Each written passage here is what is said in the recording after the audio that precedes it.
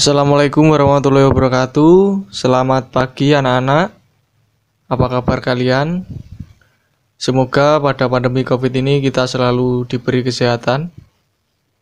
Sebelum memulai pembelajaran pada pagi hari ini, alangkah lebih baiknya kita membaca doa terlebih dahulu. Berdoa mulai. Berdoa dapat diakhiri. Terima kasih. Pada pertemuan kali ini kita akan membahas mengenai mengkonstruksi karya ilmiah. Yang pertama yaitu pengertian karya ilmiah.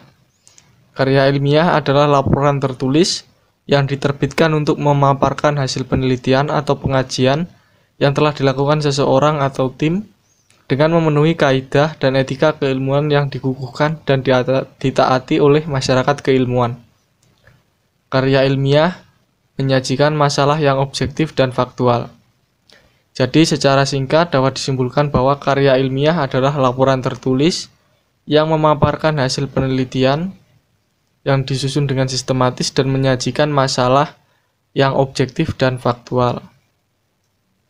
Berikutnya yaitu dalam mengkonstruksi karya ilmiah, langkah yang pertama dilakukan adalah menentukan topik.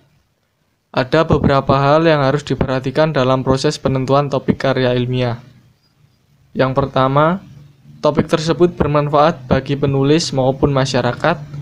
Topik tersebut layak dibahas atau memang diperlukan.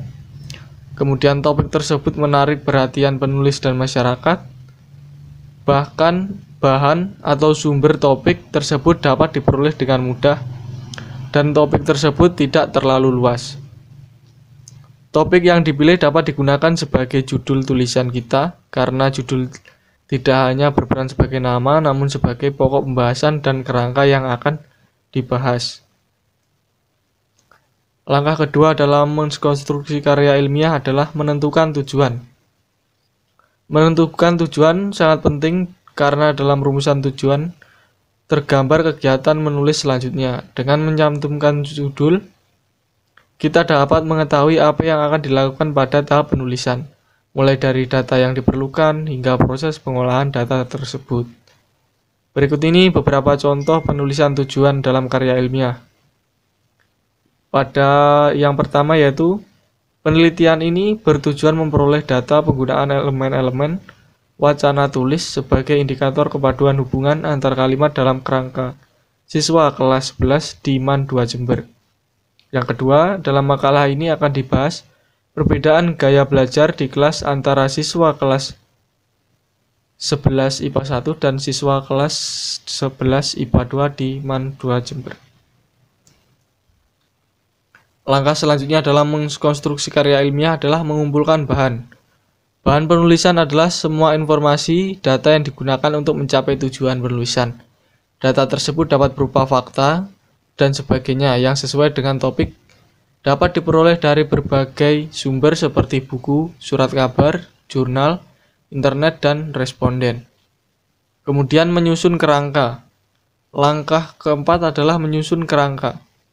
Menyusun kerangka merupakan cara untuk menyusun rangkaian kerja yang jelas dan terstruktur sehingga dapat membantu penulis menggarap penulisannya dengan baik. Tidak mengulang topik yang sama atau tidak keluar dari topik yang telah ditentukan. Langkah berikutnya adalah mengembangkan kerangka. Pada tahap ini, penulis dengan mengembangkan kerangka mulai dari kata pengantar sampai dengan bagian penutup. Berikutnya adalah langkah terakhir yaitu melakukan penyuntingan karangan. Langkah terakhir adalah menyunting hasil tulisan kita. Menyunting atau mengedit adalah proses memperbaiki sebuah teks dengan memperhatikan unsur isi, sistematika, dan pembahasannya. Unsur isi berkaitan dengan kelengkapan struktur dan kaidah penulisan, sedangkan unsur kebahasaan berkaitan dengan ketepatan ejaan, ketepatan diksi, keefektifan kalimat, dan kepaduan kalimat. Dalam konstruksi karya ilmiah, kita dapat melakukan penyuntingan pada teks dengan mengajukan pernyataan sebagai berikut. Pada bagian isi, kita dapat mengajukan pertanyaan. Yang pertama adalah, apakah topik sudah cukup terbatas? Pertanyaan kedua, apakah keseluruhan isi karangan sudah sesuai dengan topik tersebut? Pertanyaan ketiga, apakah dari awal sampai akhir kerangka menunjukkan konsistensi? Dan dalam sistematika penulisannya, dapat pertanyaan yang pertama adalah apakah urutan unsur-unsur sudah sistematis? Apakah sudah menggunakan unsur-unsur karya ilmiah yang tepat? Kemudian apakah penggunaan penomoran bab dan subbab sudah benar? Dan dalam menyunting kebahasaan, yang pertama adalah apakah semua kalimat sudah efektif? Apakah hubungan antar kalimat sudah padu? Apakah pilihan kata sudah tepat? Apakah penggunaan tanda baca sudah benar? Kemudian apakah penggunaan huruf kapitalnya juga sudah benar? Dan apakah semua kata yang ditulis sesuai dan benar? Jadi kesimpulan pada pembelajaran hari ini adalah karya ilmiah sendiri memiliki pengertian laporan tertulis yang memaparkan hasil penelitian, ditulis secara sistematis dan menyajikan masalah yang objektif dan faktual. Dan langkah-langkah dalam mengkonstruksi karya ilmiah ini terdapat 6 langkah, yaitu menentukan topik, menentukan tujuan, mengumpulkan bahan, menyusun kerangka, mengembangkan kerangka, dan menyunting karangan. Terima kasih, mungkin itu materi yang bisa saya sampaikan pada pertemuan kali ini.